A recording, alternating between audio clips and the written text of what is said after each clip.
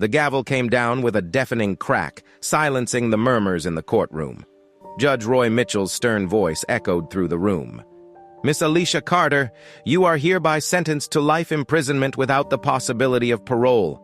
The words struck like lightning, leaving everyone stunned. A collective gasp rippled through the packed courtroom, followed by murmurs of disbelief. The 25-year-old woman at the defendant's table sat frozen, tears streaming down her face as she clung to the edge of the table, her knuckles white with fear. Her attorney, Marcus Bell, immediately jumped to his feet, his voice trembling with outrage. "Your Honor, this is a gross miscarriage of justice." "The evidence?" Judge Mitchell interrupted him with an icy glare. "Mr. Bell, you are out of order. I will not tolerate theatrics in my courtroom." Marcus turned to Alisha, his face tight with determination. "Well, appeal this, Alisha. I promise you." This isn't over. But deep down, even he wondered how they would fight against a system so clearly stacked against them. As the guards approached to take Alisha away, her anguished cries filled the room. And then, just as they were about to escort her out, a booming voice from the back of the courtroom broke through the chaos. "Stop!" All heads turned as the tall, imposing figure of Mayor Leonard Carter, Alisha's father, strode down the aisle. His presence was commanding, his face a mask of controlled fury. The room fell silent, and Judge Mitchell's smug expression faltered as recognition dawned. The mayor of Atlanta had just walked into his courtroom. Alisha never imagined she would find herself in a courtroom, let alone shackled and staring down a judge who seemed intent on punishing her for something she didn't do. Just days ago, her life had been normal. She had been at her favorite cafe working on a project for her graphic design job when everything spiraled out of control. The trouble started when a man sitting a few tables away accused her of stealing his wallet. Alisha had been shocked by the accusation and tried to defend herself, but the man's voice grew louder, drawing the attention of everyone around them. By the time the police arrived, the man had painted her as a petty thief, and her protests fell on deaf ears. They searched her bag and, to her horror, found the wallet tucked inside. "That's not mine," she had shouted, panic rising in her chest. But the officers' skeptical looks and dismissive tones made it clear they didn't believe her. They arrested her on the spot, dragging her out in handcuffs as onlookers whispered and took videos with their phones. The days that followed were a blur of interrogations and court appearances. Alisha's attorney, Marcus, was certain the case against her was flimsy.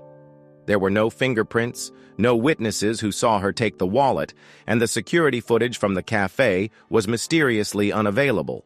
But Judge Mitchell seemed to have other plans.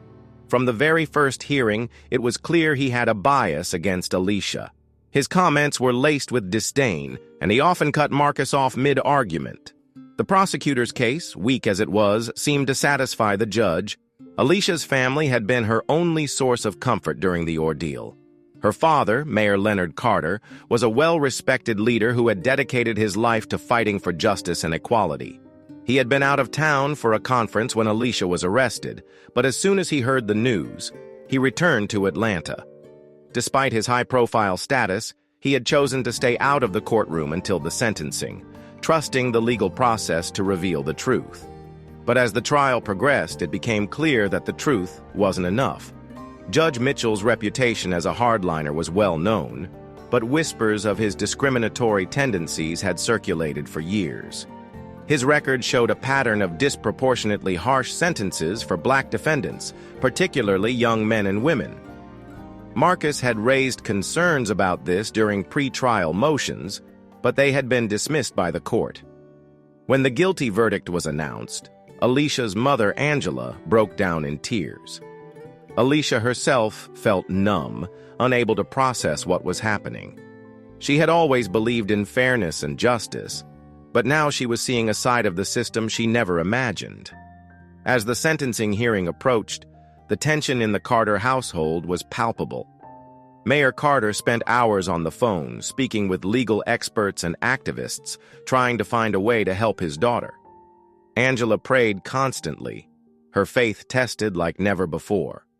Marcus prepared for the hearing with meticulous care, determined to expose the flaws in the case, but none of them were prepared for what happened in that courtroom. Mayor Carter's voice cut through the silence like a knife. "Your Honor, I demand to speak." Judge Mitchell's face turned red, a mixture of anger and embarrassment. "This is highly irregular, Mayor Carter. You have no standing to, I am the father of the defendant, and I will be heard," the mayor said firmly. The courtroom buzzed with whispered speculation. The judge hesitated, clearly weighing his options. "Very well," he said reluctantly. "You may speak, but keep it brief." Mayor Carter stepped forward, his presence commanding the room. "This trial has been a sham from the start," he began. "The evidence against my daughter is non-existent.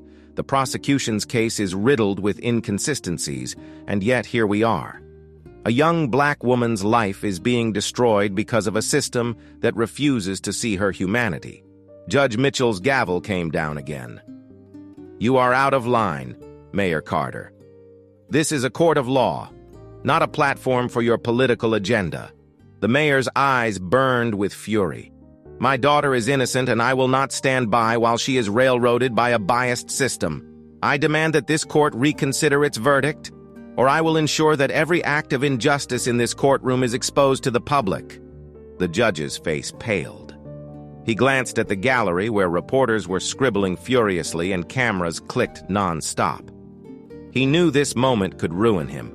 But before he could respond, an unexpected voice spoke up from the jury box. "He's right."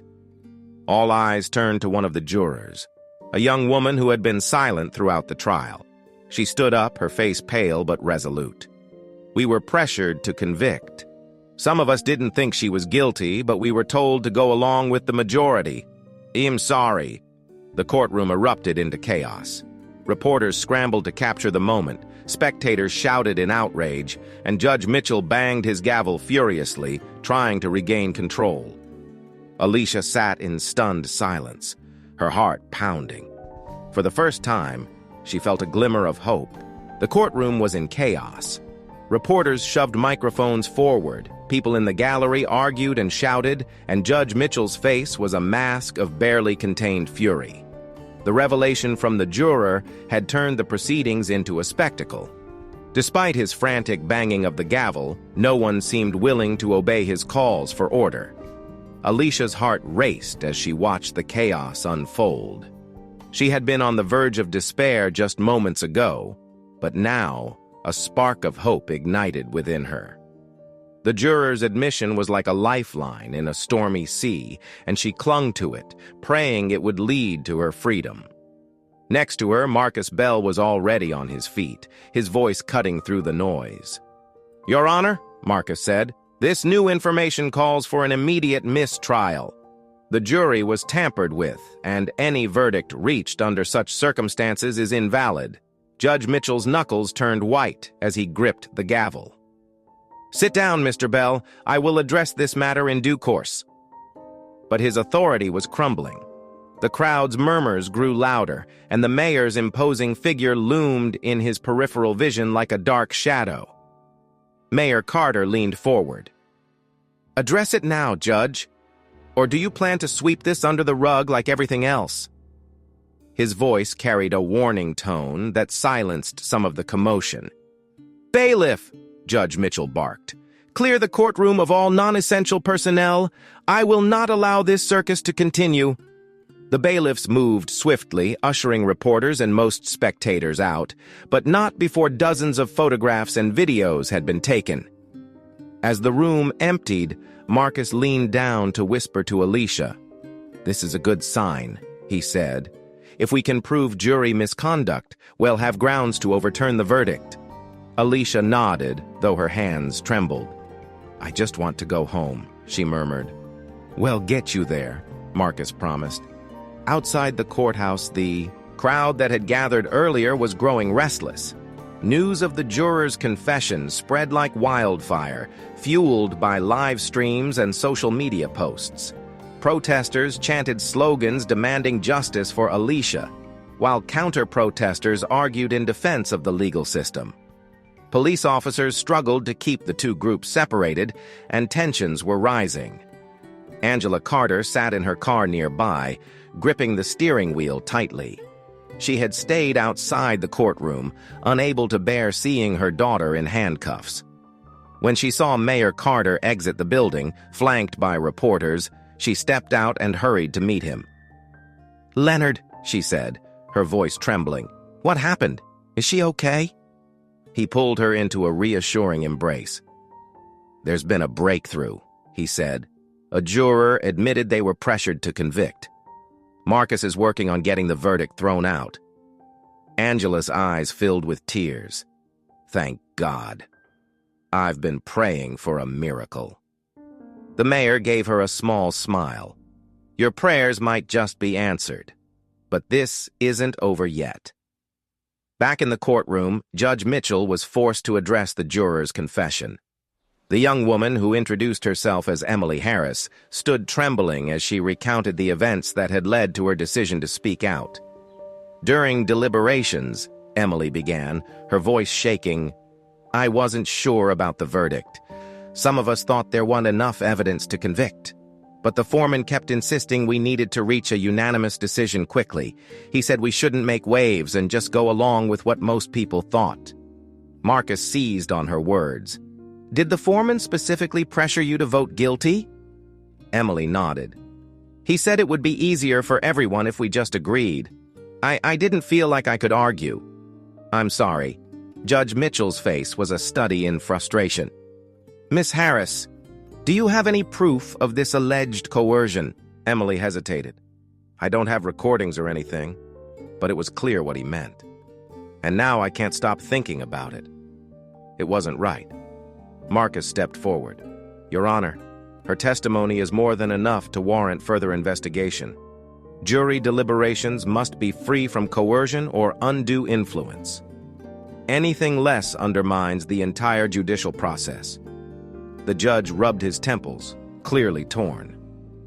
"I will take this matter under advisement. Court is adjourned until tomorrow morning." The next morning, the courtroom was packed again, despite increased security. Reporters and activists had camped outside overnight, turning the courthouse steps into a makeshift stage for speeches and protests. Inside, the tension was palpable. Judge Mitchell entered the room, his expression unreadable. He called the session to order and addressed the courtroom. After careful consideration, he began, "I have decided to declare a mistrial in the case of the state versus Alisha Carter. The evidence presented regarding jury misconduct raises serious questions about the validity of the verdict." The words hung in the air for a moment before the room erupted in cheers and shouts. Alisha covered her face with her hands, overcome with relief. Marcus hugged her tightly, whispering, "We did it." But Judge Mitchell wasn't finished. "Miss Carter," he said, his tone still cold, "you will remain in custody until the state decides whether to pursue a retrial." The jubilation in the room dimmed slightly, but Marcus was undeterred. "Well, file for bail immediately," he told Alisha. "They won't keep you locked up much longer." As Alisha was led away once more, her father stood resolute. He knew this was only the beginning of a much larger battle. Judge Mitchell's bias had been exposed, but there were still forces working against them. He vowed to see his daughter freed and to ensure no one else suffered the same injustice. Outside the courthouse, the protests had swelled into a full-blown rally. The news of the mistrial spread rapidly, igniting hope among Alisha's supporters. But amidst the celebration, tensions simmered. Counter-protesters shouted insults, and the police presence grew heavier. As Mayor Carter stepped outside to address the crowd, a sudden commotion broke out near the barricades. A scuffle escalated into a brawl, and the police moved in with riot gear. The scene descended into chaos, and amidst the shouting and flashing lights, a gunshot rang out. The crowd froze, and Mayor Carter's voice rang out over the din. "Everybody, get down!" People scattered, ducking for cover as the scene devolved into panic. Marcus, who had just exited the building, grabbed Angela and shielded her as more shouts and screams erupted. The chaos outside mirrored the turmoil Alisha felt inside. Even as hope flickered on the horizon, the storm raging around her showed no signs of letting up. The chaos outside the courthouse escalated. Protesters scattered in every direction, some diving behind cars or nearby barricades, while others crouched low to avoid whatever threat had caused the gunshot. Mayor Carter, standing atop the courthouse steps, gestured for calm, his voice commanding but tinged with urgency. "Everyone, please stay down and move back. Let the authorities do their job," he shouted. Beside him, Angela clutched his arm, her face pale as she scanned the crowd for any sign of further danger. Amid the confusion, Marcus Bell had dropped to the ground with Angela, shielding her from potential harm.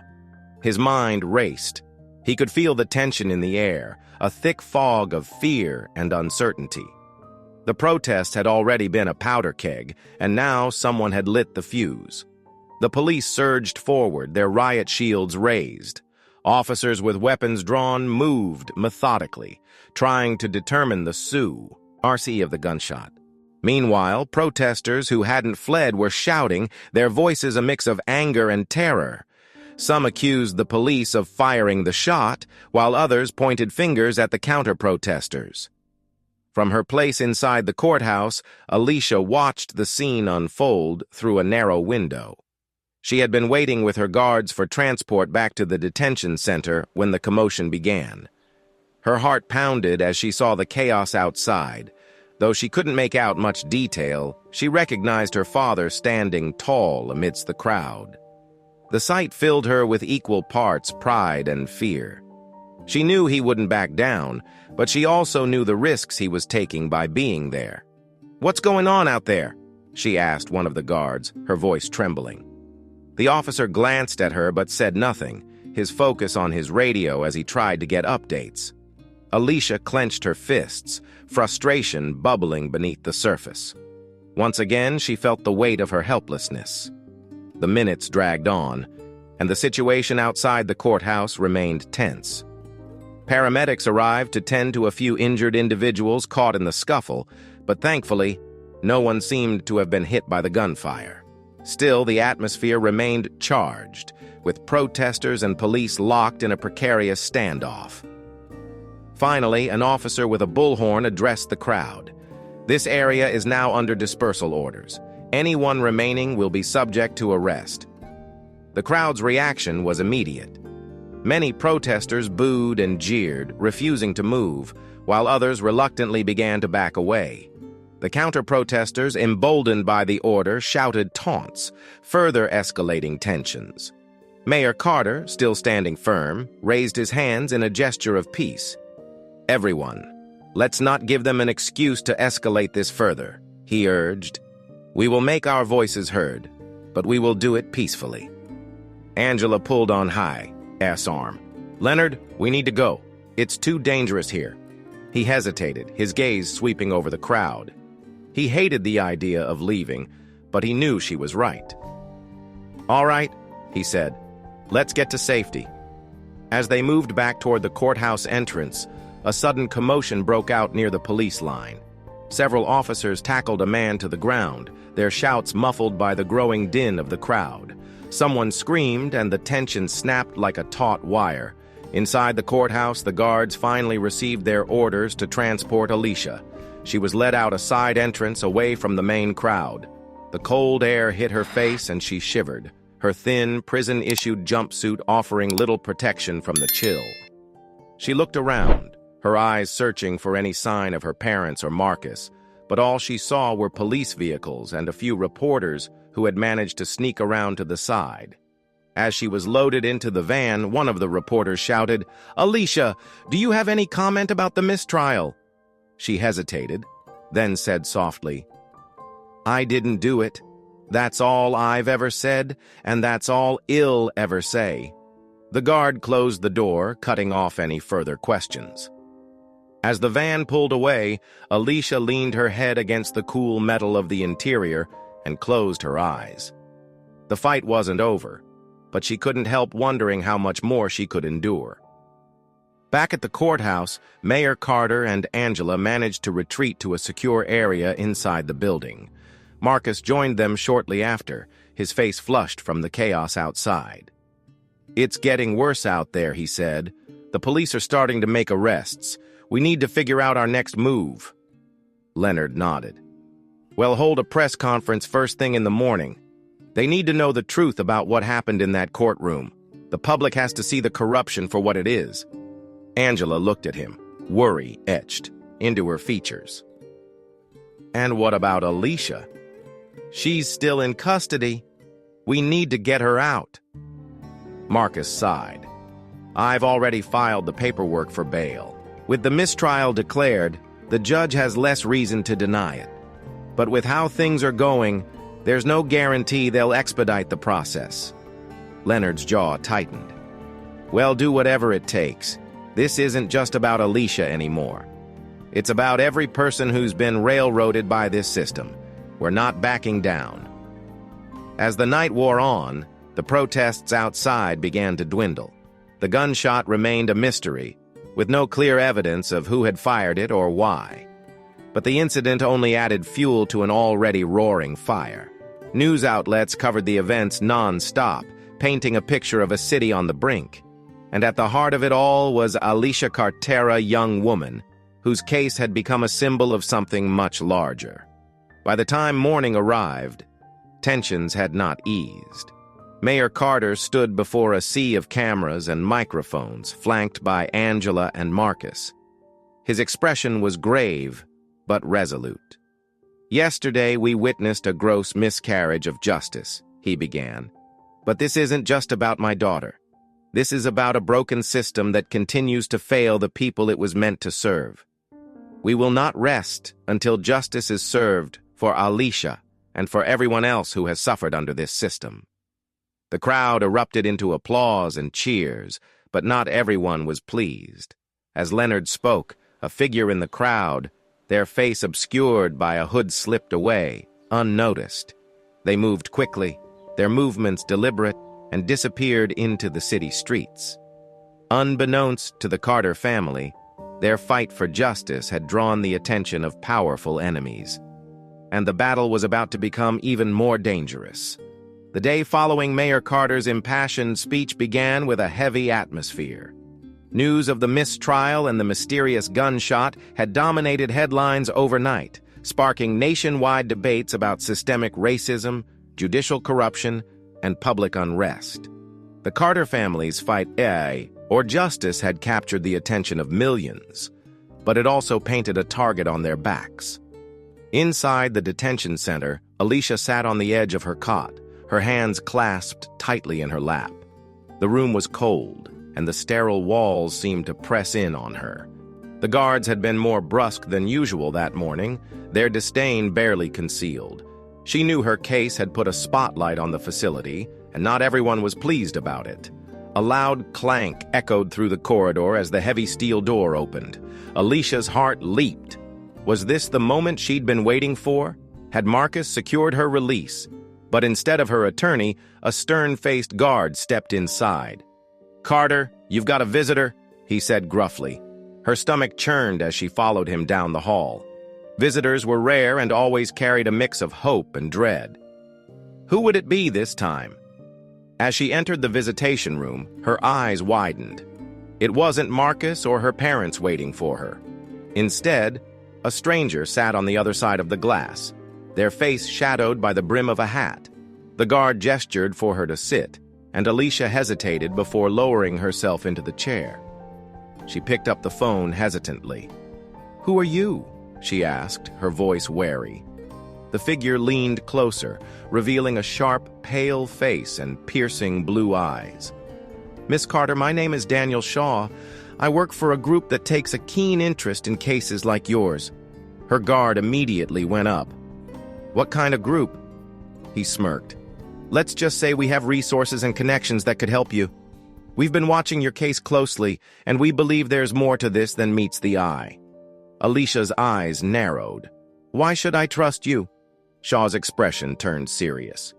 Because the people who framed you are the same people who benefit from keeping you locked up, and they won't stop until they silence you and your family for good. Our breath caught in her throat. What do you mean? I mean, you're not just up against a biased judge or a broken system, Shaw said. You're up against people with power, real power. They've already started mobilizing against your father, and if you're not careful, this could get much worse. Alisha stared at him, her mind racing. Could this man be telling the truth? Or was he another manipulator, trying to use her for some hidden agenda? She didn't know what to think, but his words unsettled her deeply. What do you want from me? She asked finally. Nothing, Shaw said, leaning back. At least, not yet. Just consider my offer. Protection and support. No strings attached. Think about it, Miss Carter. Time isn't on your side. Before she could respond, Shaw stood and left, his departure as abrupt as his arrival. Alisha sat there, the phone still pressed to her ear, her mind a whirlwind of confusion and fear. Meanwhile, outside the detention center, Marcus Bell was pacing in the courthouse lobby. He had been arguing with the clerk for the better part of an hour, trying to get Alicia's bail hearing moved up. The bureaucratic delays were maddening, and he could feel the weight of the situation bearing down on him. Mr. Bell, the clerk said finally, looking up from her computer with a tight-lipped smile. The judge has scheduled a hearing for 3 p.m. tomorrow. That's the best we can do. Marcus sighed heavily. Fine. Thank you. As he left the courthouse, his phone buzzed. It was a message from Mayor Carter. Need to talk. Urgent. Meet at City Hall ASAP. Marcus's stomach tightened. He hailed a cab and headed straight to City Hall, his mind racing with possibilities. When he arrived, he was ushered into a private conference room where Mayor Carter and Angela were waiting. Their faces were grim. What's going on? Marcus asked, taking a seat. Leonard slid a folder across the table. This came to my office this morning. Anonymous delivery. Marcus opened the folder and found photographs, surveillance images, and typed notes. His eyes widened as he flipped through them. They detailed every move the Carter family had made over the past few weeks, from Alicia's arrest to the protests outside the courthouse. Some of the photos were taken from inside their home. This is Marcus began, but his words trailed off. It's a threat, Leonard said bluntly. Whoever's behind this wants us to back off. They want us to stop fighting. Angela's voice trembled. What do we do? They know everything about us. They could hurt Alisha or worse. Marcus clenched his fists. We don't back down. If we give in, they win. But we need to be careful. This isn't just about Alisha anymore. It's about exposing the people behind this. Leonard nodded. Agreed. But we can't do it alone. Marcus, I need you to reach out to your contacts, lawyers, journalists, activists, anyone who can help us shine a light on this. Consider it done, Marcus said. As night fell, the Carter family's home was eerily quiet. Security guards patrolled the perimeter, and every window and door was locked tight. Inside, Angela paced the living room, unable to shake the feeling that they were being watched. Leonard sat at the dining table, poring over the contents of the anonymous folder. His mind was a whirlwind of anger and determination. He wouldn't let these threats intimidate him. He had spent his entire career fighting for justice, and he wouldn't stop now, not when his daughter's life was on the line. Suddenly, the lights flickered. Angela froze, her breath catching in her throat. Leonard, she whispered. Did you see that? Before he could respond, the room plunged into darkness. The faint hum of electricity disappeared, leaving the house deathly silent. Then from outside came the unmistakable sound of footsteps. The silence was oppressive. Angela's heart pounded in her chest as she clung to Leonard's arm. The darkness seemed to close in around them, amplifying every sound, the faint creak of floorboards, the shuffle of movement outside, and her own ragged breaths. Leonard motioned for her to stay still, his hand reaching for the flashlight on the table. Before he could switch it on, a sudden knock echoed through the house. 3 sharp raps, deliberate and commanding. Angela jumped, her nails digging into Leonard's arm. "Stay here," he whispered. He moved toward the door, his footsteps careful and measured. As he reached for the peephole, the knocking came again, louder this time. "Who's there?" Leonard called, his voice firm but wary. A pause. Then a male voice answered, calm and cold. "Mayor Carter, we need to talk. Open the door." Leonard's jaw tightened. He didn't recognize the voice, and everything about the situation screamed danger. He glanced back at Angela, who was clutching her phone, ready to call for help. "Talk from out there," Leonard replied. The voice grew sharper. "This isn't a request. Open the door now, or we'll let ourselves in." Angela's fingers hovered over the keypad, but Leonard shook his head subtly. He reached for his own phone and dialed Marcus, keeping his voice low. "Marcus, we've got company," he whispered. "Send the police. Now." Inside the detention center, Alicia's unease grew. The events of the day had left her mentally exhausted, but the eerie feeling that something was amiss kept her on edge. As she lay on her cot, staring at the ceiling, the fluorescent lights above her flickered briefly. A guard walked by her cell, his boots echoing against the tiled floor. She sat up and called out to him, "Officer, is everything all right?" The man didn't stop. He barely glanced at her as he passed, his expression unreadable. Alisha frowned. Something felt off. She glanced around her cell, her mind racing. What if Shaw had been right? What if the people who framed her were planning something worse? A metallic clang echoed from down the hall, followed by muffled voices. Alisha stood and moved to the bars, straining to hear. The guards seemed to be arguing, their tones urgent and tense. Then came the sound of hurried footsteps. Her pulse quickened. She didn't know what was happening, but every instinct told her to stay alert. She backed away from the bars, her eyes darting to the makeshift weapon she'd crafted from a broken toothbrush. It wasn't much, but it was better than nothing. Back at the Carter home, the standoff at the front door had reached a boiling point. The strangers outside had stopped knocking, but their presence was still palpable. Leonard could hear them moving, their voices low and indistinct. Suddenly, the sound of shattering glass pierced the air. Angela screamed, and Leonard spun around to see a figure climbing through the broken living room window.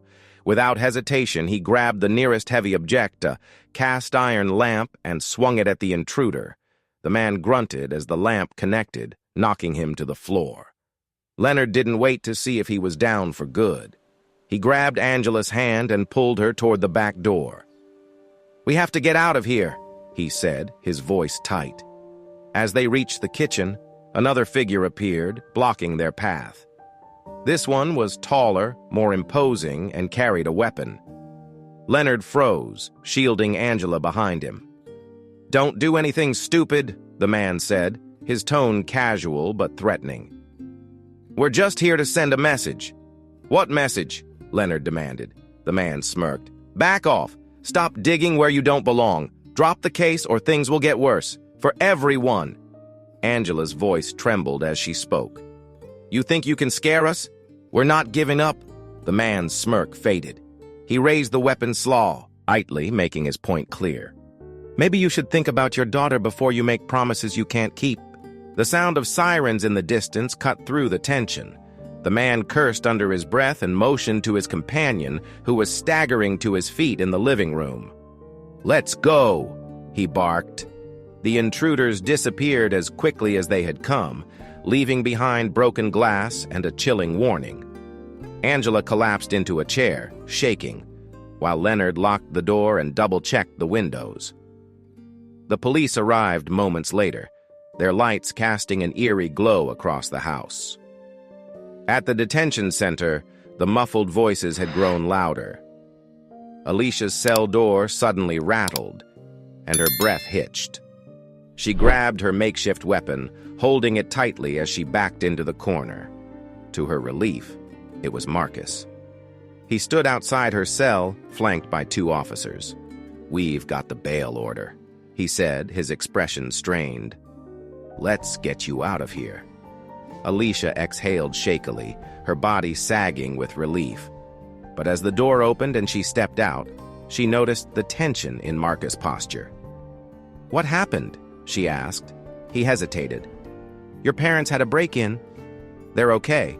But Alisha, this isn't over. Whoever's behind this isn't playing games." Her relief evaporated, replaced by a cold knot of fear. As they walked toward the exit, she couldn't shake the feeling that this was only the beginning of a much darker fight. The ride from the detention center to the Carter home was tense and silent. Alisha sat in the back seat of Marcus' car, staring out the window, her mind churning with thoughts of the intruders, her parents, and the unknown dangers lurking ahead. Marcus glanced at her through the rearview mirror, his brow furrowed in concern. "You're safe for now," he said softly, breaking the silence. "But we need to talk about what happens next."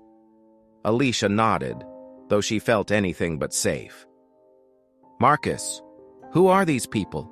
Why are they coming after my family?" Marcus hesitated, before answering. "Whoever they are, they're connected to your case. The lengths they're going to suggest they have a lot to lose if the truth comes out. Your father's prominence only makes you a bigger target." Her chest tightened. "So what do we do?" "We'll meet with your parents and decide as a team," Marcus said. "But you need to prepare yourself. This is bigger than we thought." As they approached the Carter home, Alicia's anxiety grew. The police cars were gone, but the broken window in the living room stood as a stark reminder of the night's events. When they walked inside, Angela rushed to embrace her daughter, her relief palpable. "Thank God you're here," Angela said, tears streaming down her face. "Are you all right?" Alisha nodded, though her voice wavered. "I'm okay, Mom. What about you and Dad?" Leonard stepped into the room, his expression grim. "We're fine, but this changes everything. They're not just threatening us, they're escalating." The family sat down with Marcus in the dining room, the atmosphere heavy with tension. Marcus laid out the facts as he saw them. "The break-in wasn't random," he said. "They wanted to intimidate you, to scare you into backing off. But we can't let that happen." Leonard's jaw tightened. Backing off isn't an option. They want us silent because they're afraid of the truth. Angela's voice was softer, but no less determined. "We need to protect Alisha. That has to be our priority." "I agree," Marcus said. "But the best way to protect her is to shine a light on everything. The more public this becomes, the harder it will be for them to operate in the shadows." Alisha spoke up, her voice steady despite her fear. "I want to fight. I'm tired of feeling helpless. If we're going to do this, let's do it together." Her parents exchanged a look, a mix of pride and concern before nodding in agreement. Marcus leaned forward, his tone serious. "Then we need to start gathering evidence," he said. "Everything we can find on Judge Mitchell, the prosecution, and anyone else involved in this case. If they're connected to something bigger, we'll expose it." The following days were a whirlwind of activity. Marcus enlisted the help of journalists, activists, and private investigators to dig into the web of corruption surrounding Alisha's case. Meanwhile, Mayor Carter used his platform to call for accountability, holding press conferences and rallying public support. But the pushback was swift and brutal. Anonymous threats flooded their phones and emails. Angela received a package containing a single bullet and a note that read, "Stay silent, or else." The family's security was increased, but the sense of danger loomed over them constantly. One evening, as Alisha and Marcus were reviewing court documents in the dining room, the doorbell rang. Leonard, ever cautious, looked through the peephole before opening the door. A man in a suit stood on the porch holding a thick envelope. "Mayor Carter," the man said smoothly. "My name is Martin Hale. I represent certain interests that would like to speak with you." Leonard's eyes narrowed. "What interests?" Hale smiled thinly.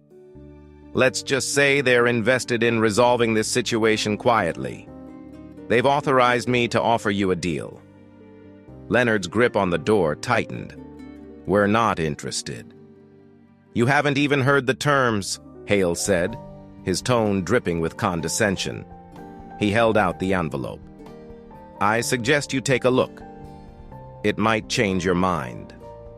Reluctantly, Leonard took the envelope and opened it. Inside was a document outlining a proposed settlement. Alicia's charges would be dropped, and the family would receive a substantial financial payout. The catch?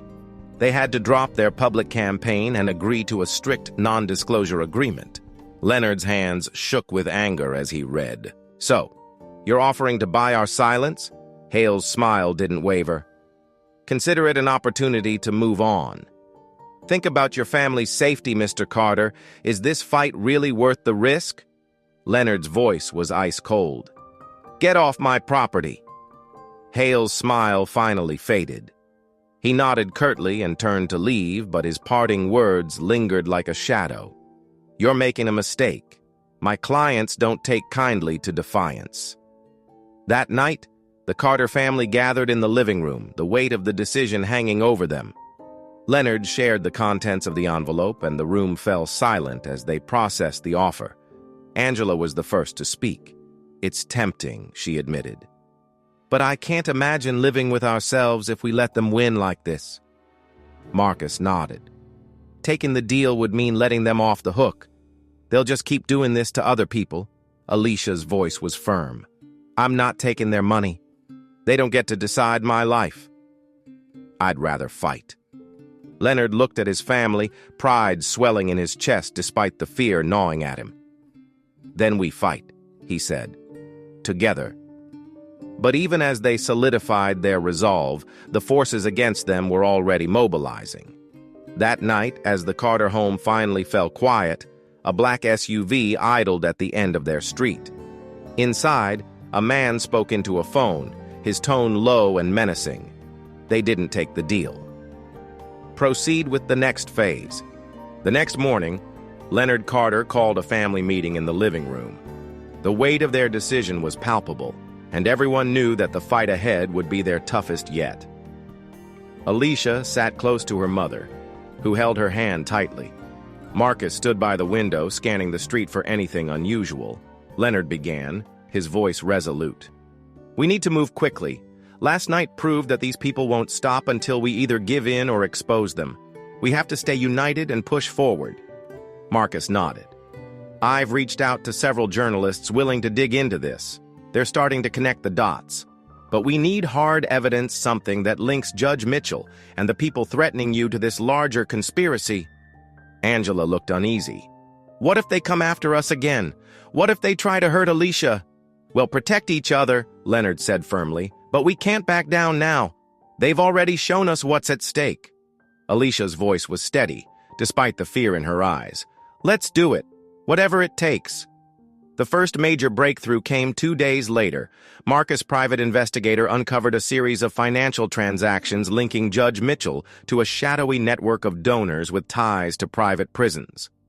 The record showed significant payments that coincided with harsher sentences handed down to defendants of color, including Alisha. Marcus presented the findings to a trusted journalist, Lisa Montgomery, who immediately saw the story's potential. This is explosive, Lisa said. If we can corroborate this, it'll blow the lid off their entire operation. Lisa worked tirelessly, piecing together a web of corruption that extended far beyond Judge Mitchell. It implicated several key figures in the judicial system, as well as local business leaders and politicians who profited from mass incarceration. While Lisa worked on the story, the Carters faced escalating threats. One night, Angela found a menacing note slipped under their door. Last warning, stop or you'll regret it. Leonard doubled their security, and the family began staying at a safe house provided by an activist organization. Alisha struggled with the pressure, but her determination never wavered. If they're this desperate to silence us, it means we're getting close, she said one evening as she reviewed court documents with Marcus. The turning point came when Lisa's investigation uncovered a whistleblower, a former clerk who had worked closely with Judge Mitchell. The clerk, a young man named Brian Carter, no relation to the mayor, agreed to testify about the judge's practices.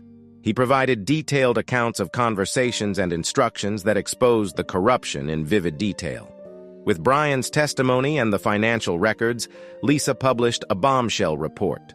The story spread like wildfire, dominating headlines and sparking outrage across the country.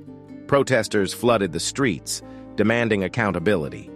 The Department of Justice announced an investigation into the judicial system in Atlanta, and Judge Mitchell was suspended pending further inquiry. Despite the victory, the fight wasn't over. The threats against the Carter family didn't stop, and Leonard knew they had to stay vigilant. But for the first time, they felt a sense of hope. Alisha's charges were officially dropped, and she walked out of the courthouse as a free woman. The moment was bittersweet. She had regained her freedom, but the scars of her ordeal would remain. Standing on the courthouse steps, Alisha addressed the crowd of supporters and reporters. Her voice was strong and clear. "This fight was never just about me," she said. "It's about everyone who's been failed by this system. It's about making sure no one else has to go through what I did. We're not done yet." The work continues. The crowd erupted into cheers, their voices a chorus of hope and determination. Leonard and Angela stood beside their daughter, their pride evident. Marcus clapped Alisha on the shoulder, his expression one of quiet satisfaction. As the sun set on Atlanta that evening, the Carter family returned home, surrounded by the love and support of their community. The battle had taken its toll, but they had emerged stronger and more united than ever. And while the road ahead remained uncertain, they knew they would face it together. In the end, the fight for justice wasn't just about exposing corruption or clearing Alisha's name. It was about standing up against fear, refusing to be silenced, and proving that even in the face of overwhelming odds, the truth could prevail.